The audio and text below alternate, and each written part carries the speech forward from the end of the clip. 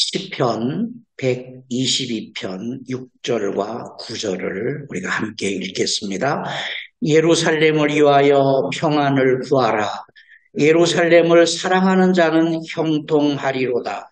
여호와 우리 하나님의 집을 위하여 내가 너를 위하여 복을 구하리로다. 아멘. 이 시편 122편 6절 말씀, 예루살렘을 위하여 너희가 평안을 구하라. 예루살렘을 사랑하는 자는 형통하리로다. 이 말씀은 많은 오해를 낳고 있습니다. 지금 이스라엘에 전쟁이 일어나고 어제도 이 말씀을 마지막 정리하면서 많이 울었습니다.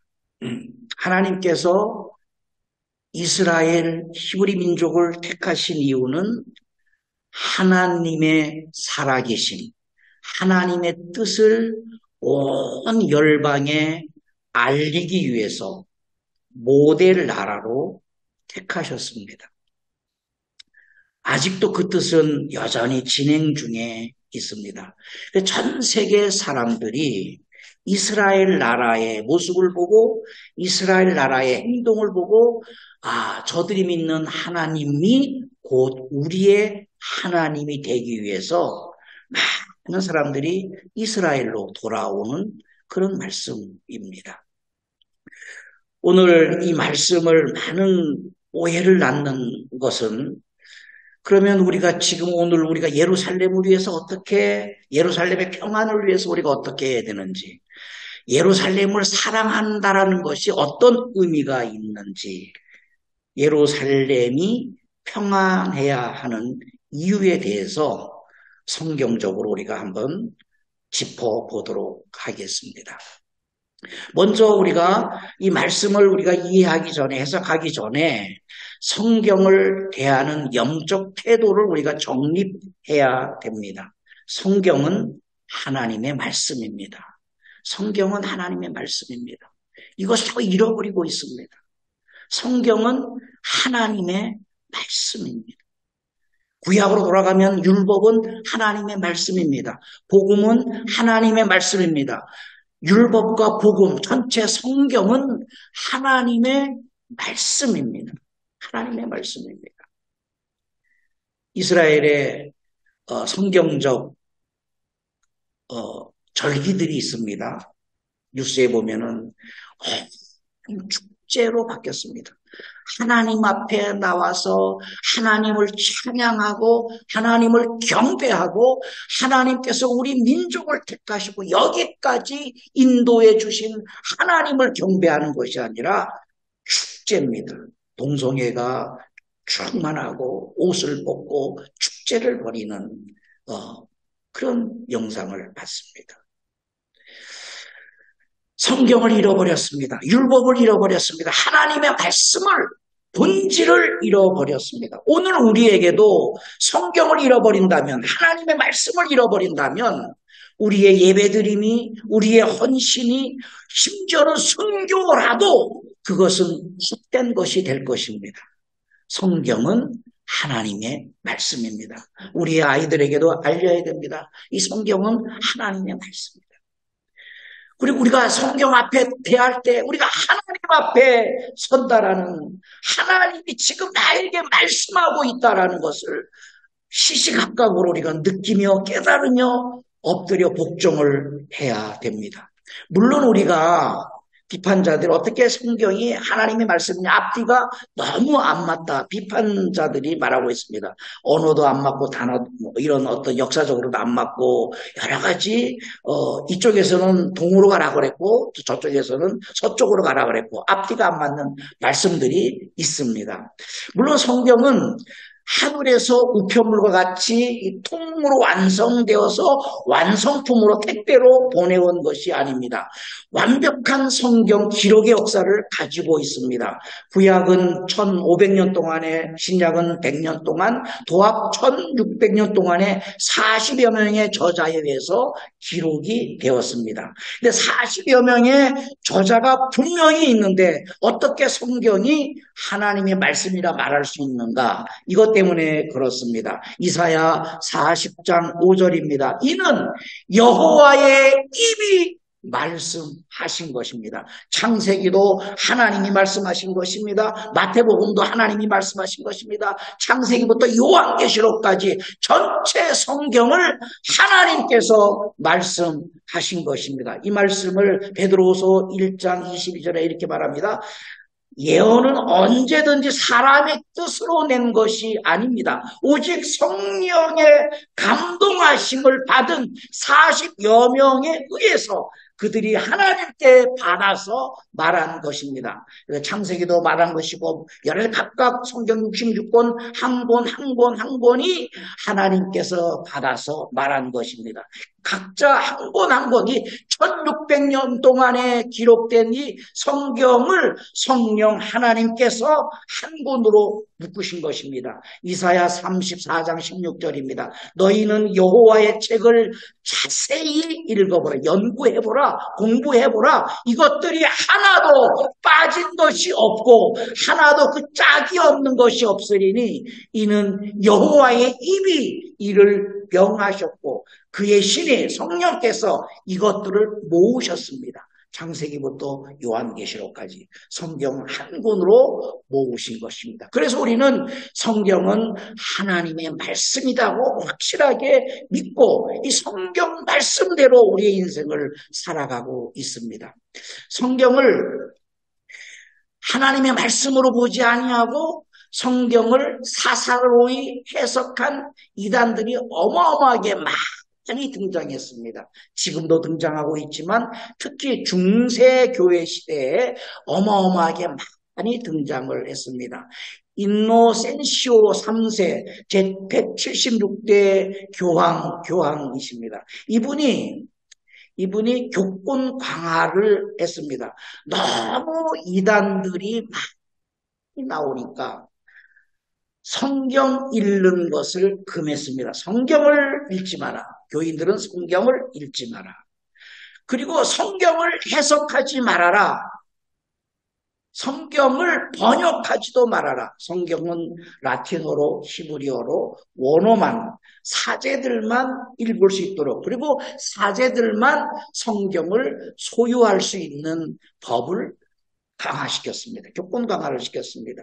교황은 태양이고 황제는 달이다. 그래서 어마어마한 정치를 했습니다. 중세 교회 교황들 중에 가장 강력한 정치를 했습니다. 힘의 정치를 했습니다.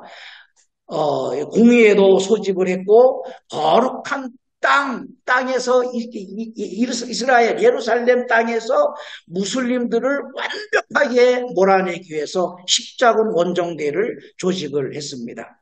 성경을 잘못 해석하는 오류를 바로잡기 위해서 성경 읽기와 해석을 금지하여 성경은 오직 사제들이 라틴어와 히브리 언어로만 읽게 했습니다. 성도들은 성경의 내용을 알 수가 없었습니다.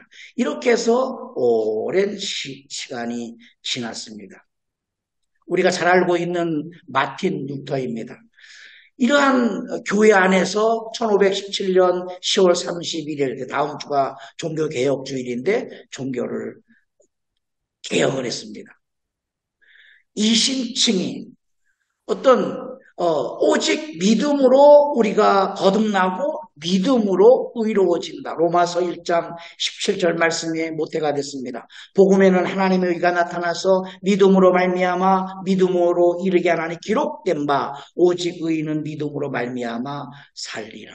그래서 5가지를 주장을 했습니다. 오직 성경, 오직 믿음, 오직 은혜, 오직 그리스도, 오직 하나님께 영광을 위해서 우리가 예배드리고 또 우리가 성경을 봐야 하고 성경을 해석하고 그래서 마틴 루터에서 개혁주의 신앙이 나왔습니다. 개혁을 했습니다.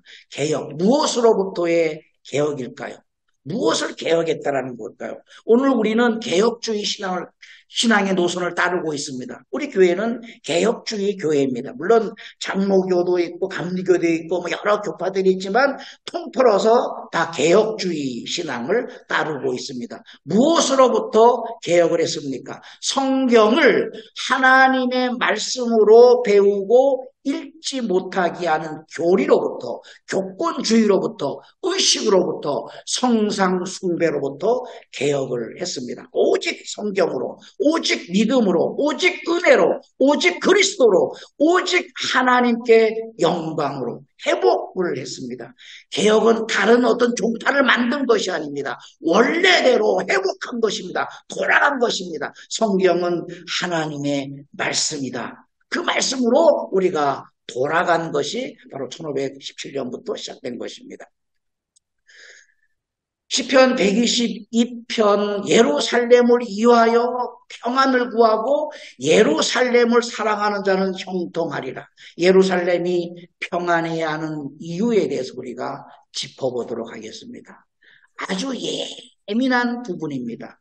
그래서 우리가 마음을 열고 성경으로 돌아가야 됩니다. 어떠한 사회적인, 문화적인, 민족적인 해석을 다 내려놓고 성경으로 하나님이 어떤 말씀으로 이 다윗에게 하신 말씀인데 다윗이 어떤 하나님께 받은 감동으로 그 받은 감동의 내용의 의미가 무엇인지를 우리가 짚어봐야 됩니다.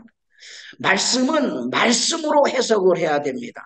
말씀은 말씀으로 해석돼야 됩니다. 예루살렘의 평안을 구하는 게 어떤 의미인지 예루살렘을 사랑하는 자는 형통한데 예루살렘을 사랑한다라는 의미가 무엇인지 민족적으로 해석하지 말고 어떤 문자적으로 해석하지 말고 말씀은 말씀으로 해석해야 됩니다. 이것을 통전적인 해석이라고 하고 성경신학이라고 합니다.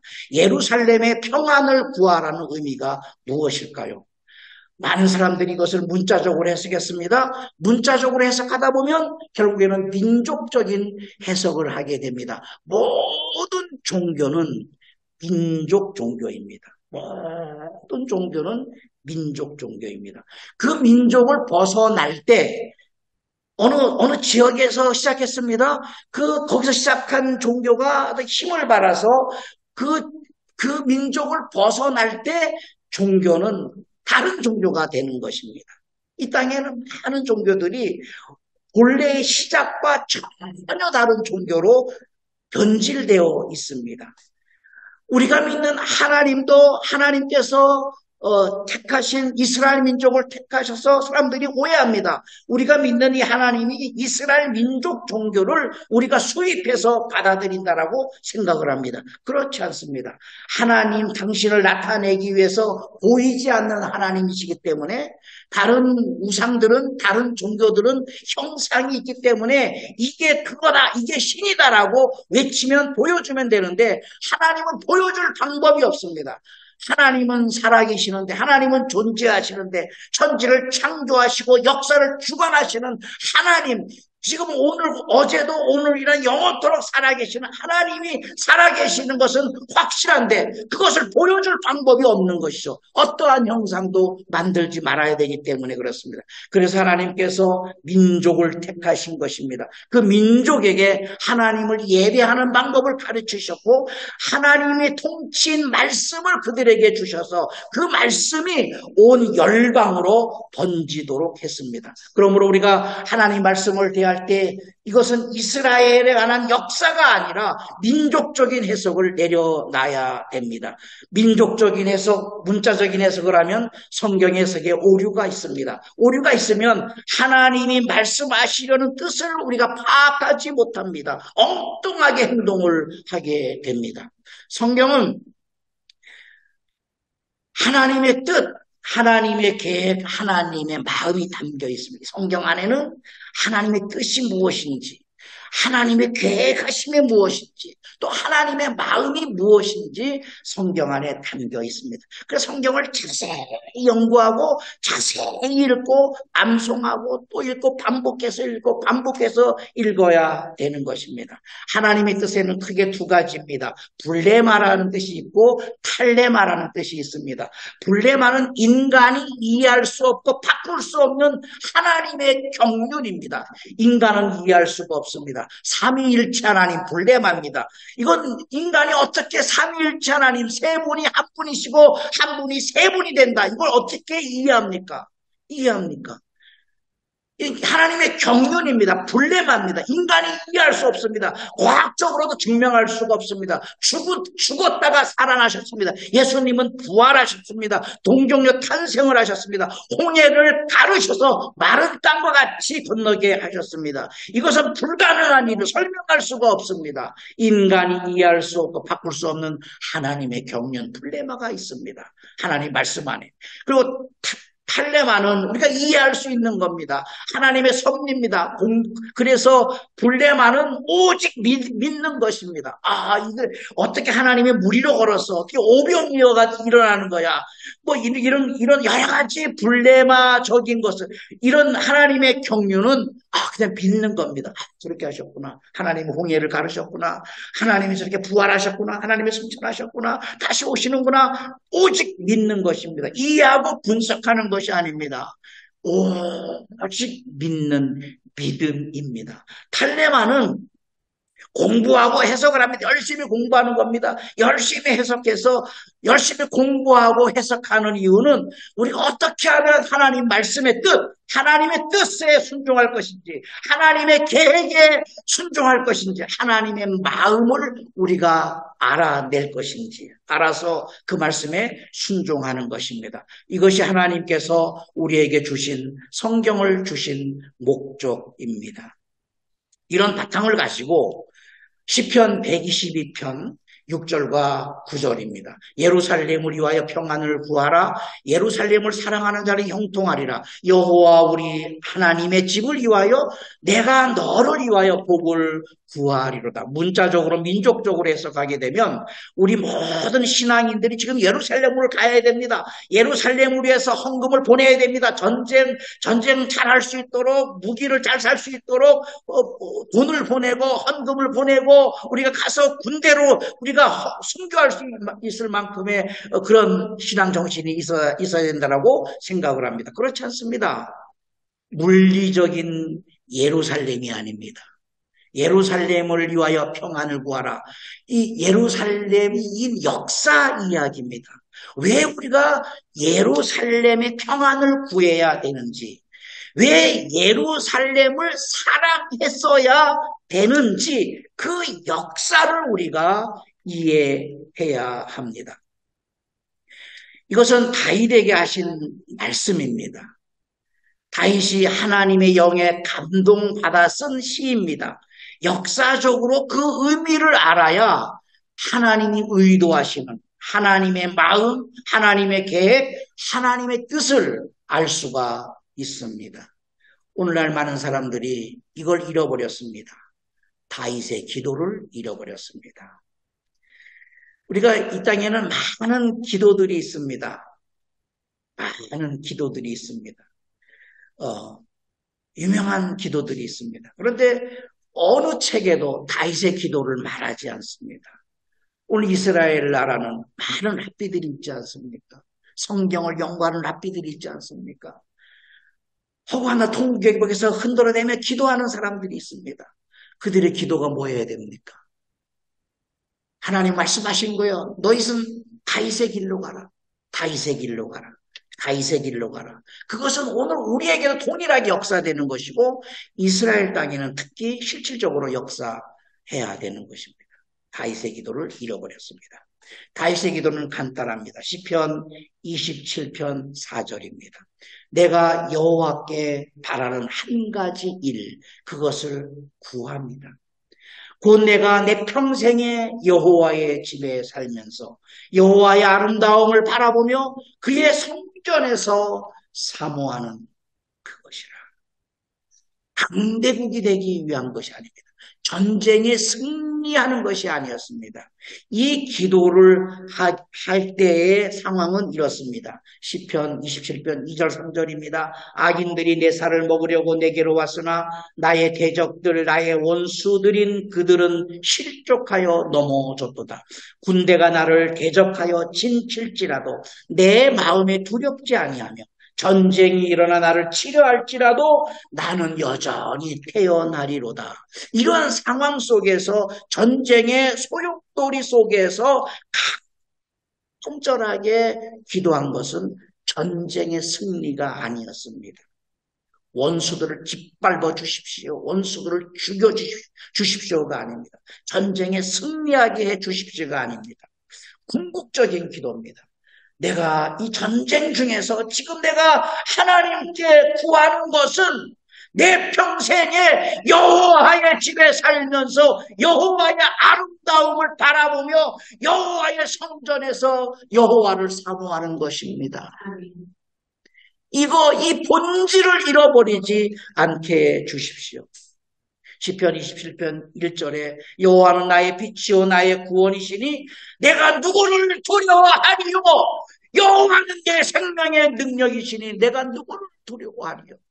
다윗은 전쟁 준비를 하지 않았습니다. 그럼에도 불구하고 백전백승했던 것은 하나님께서 함께 하셨기 때문에 그렇습니다. 먼저 하나님 나라, 하나님의 의를 구한 다윗의 기도를 우리는 오늘 기억해야 됩니다. 세 가지입니다. 여호와의 집에 살게 하옵소서, 여호와의 아름다움을 바라보게 하옵소서, 여호와의 성전에 사모하게 하여 주옵소서. 여호와의 집에 산다는 것은 동행하는 것입니다. 하나님과 동행하는 것이고, 여호와의 아름다움을 바라보는 것은 우리 나라의 미래, 우리 공동체의 미래, 개인의 미래, 비전, 소망의 비전입니다. 여호와의 성전에 사모하는 것은 하나님 앞에 예배하는 것입니다. 하나님 앞에 예배하는 것입니다. 다윗의 기도의 핵심은 오직 성전 신앙, 그 예루살렘에서의 예배입니다. 그래서 예루살렘을 사랑하라는 얘기는 하나님을 향한 신앙, 올모든 신앙, 하나님을 향한 예배를 회복하라는 의미입니다. 이 정신, 이 기도를 이사야가 물려받았습니다.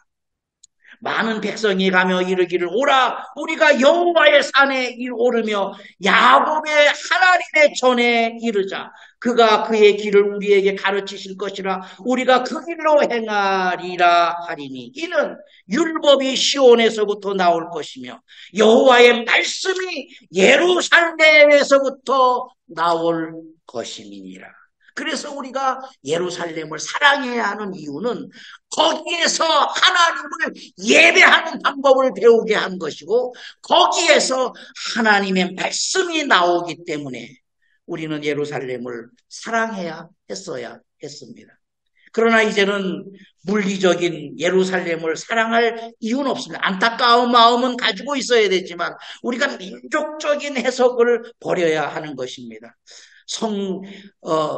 다윗의 기도의 간절한 기도는 하나님을 사랑해야 되는데 하나님께로 가까이 가야 되는데 어떻게 하면 죄 많은 인간이 하나님께로 가까이 갈 수가 있을까? 어떻게 하면 하나님의 통치를 받을 수가 있을까? 하나님을 왕으로 모시고 그의 통치를 받는 삶을 어떻게 하면 살아갈 것인가? 그것이 바로 구약시대에는 성전 신앙입니다.